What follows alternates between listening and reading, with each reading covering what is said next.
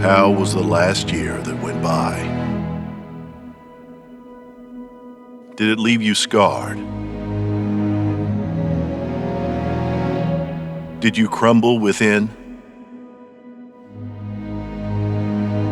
Did you discover brokenness in the deepest parts of you? Did things around you fall apart? It doesn't matter how bad last year was for you. I was in it every step of the way. I held you in my arms as you wept. I strengthened your feet as you walked the hard paths of loneliness. I watched over you as you slept.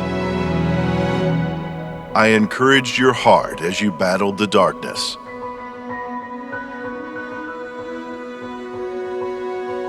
I'm the author of your story.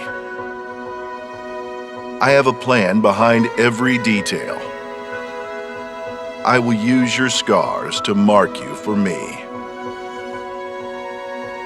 I will use your crumbled bits to form a masterpiece.